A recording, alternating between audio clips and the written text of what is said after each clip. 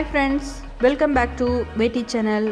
Inday special parota salna எப்படி செய்யலாம்னு பார்க்கலாம். வாங்க வீடியோக்குள்ள போலாம்.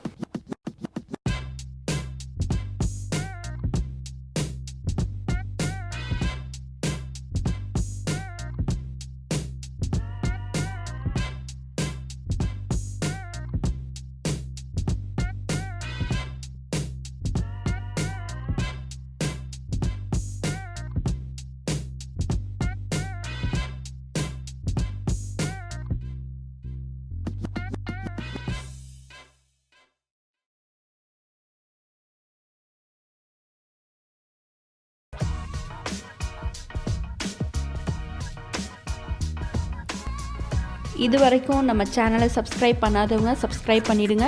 பக்கத்தில் இருக்கிற பெல் ஐக்கானையும் கிளிக் பண்ணிடுங்க.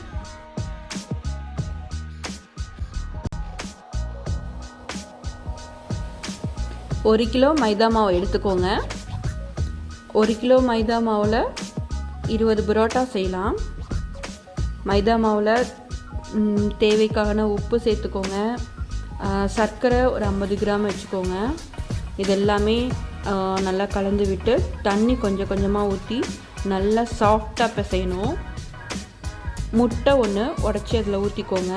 தண்ணி தேவைக்கப்போ வச்சுட்டு கொஞ்சம் கொஞ்சமாக தண்ணி தெளித்து நல்லா சாஃப்டாகிற வரைக்கும் நல்லா பிசைங்க. மாவு நல்லா அடித்து பிசையணும்.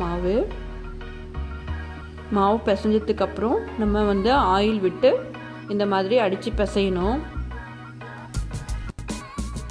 சின்ன சின்னதாக உருண்டைகளை உருட்டிட்டு அது மேலே ஃபுல்லாக ஆயில் விட்டுருங்க.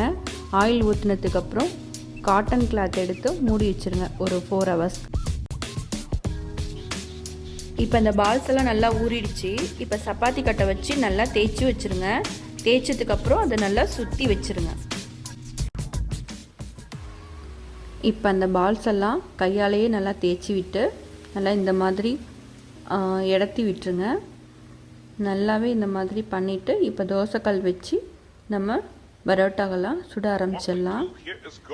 இந்த மாதிரி நல்லா எடுத்து வச்சுக்கோங்க. இப்போ நான் இந்த கல்லில் 3 பரோட்டா போடுறேன். இப்போ சைட் பை சைடாக ஆயில் அதில் விட்டுக்கோங்க. இப்போ எப்படி நல்லா பொன்னிறமாக நல்லா வெந்து வந்திருக்கு பரோட்டா. இப்போ எப்படி நல்லா இருக்குது பாருங்கள் பரோட்டா.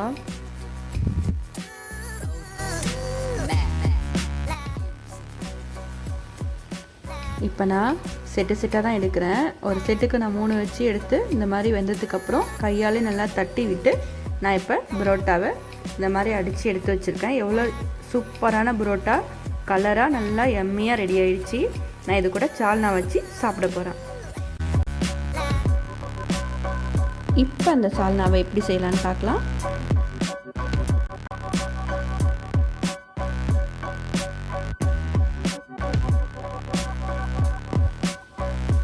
இதுக்கு தேவையான இன்க்ரீடியன்ட்ஸு நான் டிஸ்பிளேலையும் போட்டிருக்கேன், டிஸ்கிரிப்ஷன்லேயும் போட்டிருக்கேன்.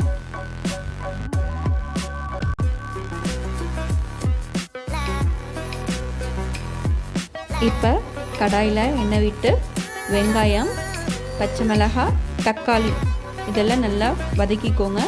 வதக்கி ஆற வச்சுக்கோங்க.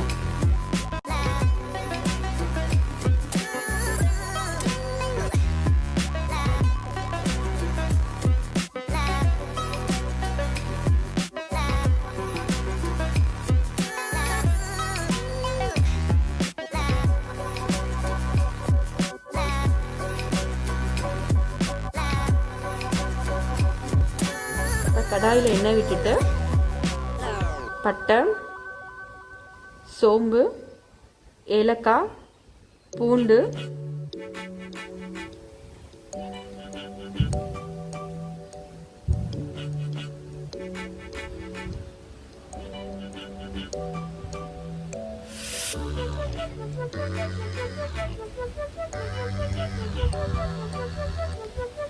ஒரு டீஸ்பூன் இஞ்சி பூண்டு இதெல்லாமே எடுத்து நல்லாவே தாளிச்சிருங்க. நல்லா வதங்கட்டும்.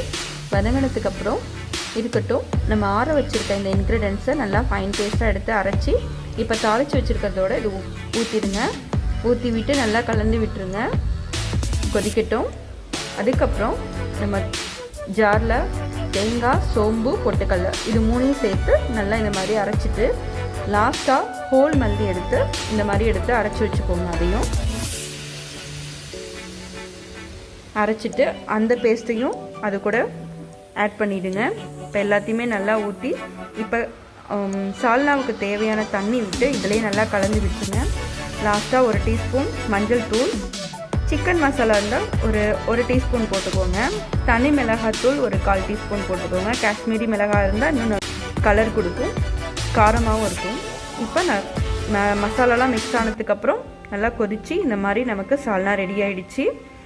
இப்போ பரோட்டா கூட சால்னாவும் நல்லா டேஸ்டியாக மனமாக ரெடி ஆகிட்டு டேஸ்டியாக சாப்பிட்டு ஹெல்த்தியாக இருப்போம். தேங்க்யூ ஃபார் வாட்சிங்.